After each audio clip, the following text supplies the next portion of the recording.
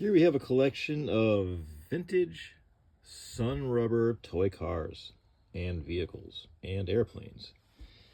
This is my entire collection of sun rubber toy cars. I've been collecting these since the mid 1990s, and I'll get one here or there when I see them.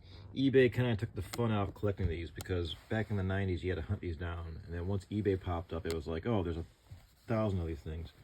But I love these things. These have a gorgeous streamlined airflow look to them. Sun Rubber was a company based out of Barberton, Ohio. You can probably see inside the maker's mark. Manufactured by the Sun Rubber Company, Barberton, Ohio, USA. Barberton, Ohio is near Akron. Akron, Ohio is like the rubber capital of or at least it was, the rubber capital of the United States. Akron, Ohio, just south of Cleveland. Barberton made rubber toy cars from the early mid 30s, and then to after the war. They paused during the war, and then they made vehicles after the war. You can see various models. My first one ever was this sedan. This has an awesome aesthetic, the rubber and the paint, how it's worn. This old school beige look. Excuse me. The white wheels denote an earlier model. So the first vehicle Sun Rubber ever made was this, the Airflow DeSoto. This is a 1934. This is a gorgeous specimen. I got lucky with this one. It's got some damage, but it's overall it's remarkable. This was their first vehicle they made. The white wheels, basic paint. This is another one in blue. I think this one might be a hair better condition-wise. Just cute, and overall just that streamlined look from the 30s. This is 1934. Sun Rubber's first toy vehicle.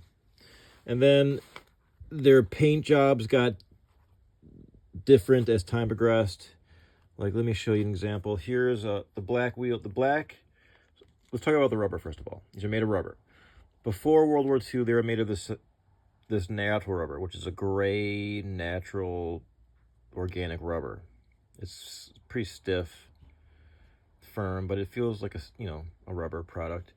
And then after World War II, they switched to a synthetic rubber, which you see here is black, and this feels a bit more rubbery. It's got more of a rubber smell, I guess, whereas the natural rubber doesn't have a smell at all, really. This smells rubbery. It crackles more. The paint doesn't like it as much, doesn't affix to it as much, as you can see. Here's another one. This is a good way to see the early one. This is the early rubber. This one's been chewed up, but you can see how this is natural latex rubber. It's just like a dark beige, kind of like. This is natural. Let's see. Airplanes are quite rare. Now, Sun Rubber toys, or basically rubber toys in the United States, were popular from the mid-1930s to the 1950s, mid-1950s.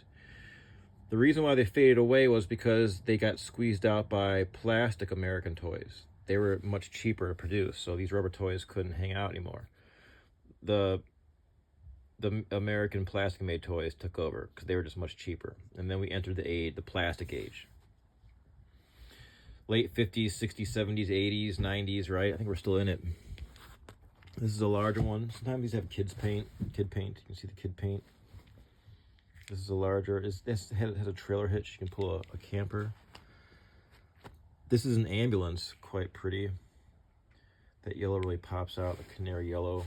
This is a later model because you can tell by the old black. This is the synthetic rubber. This is probably 47 maybe.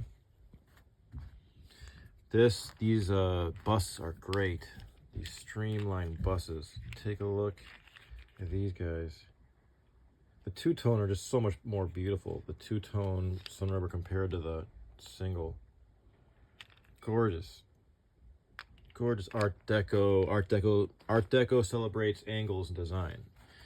So some of these trucks are just fantasy. These didn't even exist in real life. These are fantasy futuristic trucks someone dreamt up in the 1930s in Barberton, Ohio. I love these things. These come in a few various sizes. The red truck at the bottom here, these wheels are, I just pop these on because I bought this without wheels. This is a really cool, just futuristic truck, right? How cool is that? This Mickey Mouse doesn't have a head or propeller. It's kind of rough. I got this in a barn back in the mid-90s. Sun rubber. This has gotten really stiff with time. It's rock hard. Missing the back landing gear as well. Mickey Mouse airmail. Mickey's airmail. Check that out. It looks cool though. Yeah, patina, that old school paint. What else we got here? These hot rod. These race cars. This is a gorgeous one. This coupe, the white wheels. Some of these look brand new, even though they're from the 30s. Here's a nice comparison. These two. All right. Now, just a side note, I also like to make mixed media art, and I have a lot of these cars sometimes that are damaged beyond, you know, collection worthiness. So what I've done, I tried as an experiment. I sliced one in half and I made this. This is a piece I made in early 2024 entitled The Golden Dawn.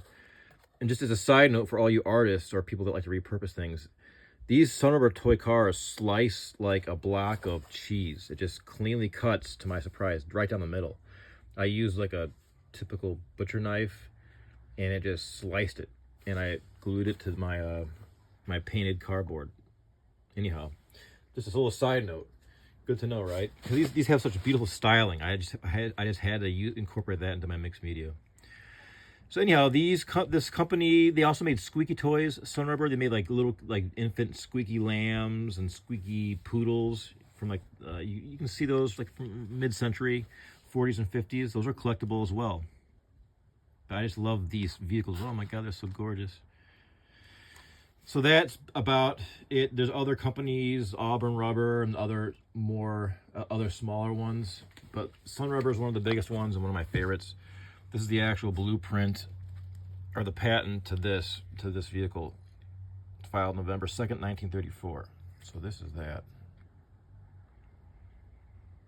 I've been hunting this car down for a while and I finally got it.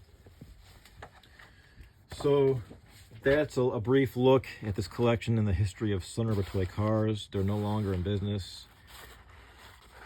You can find these on eBay. They're not too expensive. I'd say between $20 to $50, depending upon what kind of vehicle.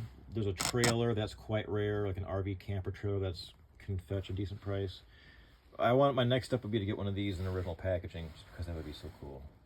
They came in like box sets. So this was a look at early mid 20th century Sunrubber toy cars, vehicles, and airplane collection.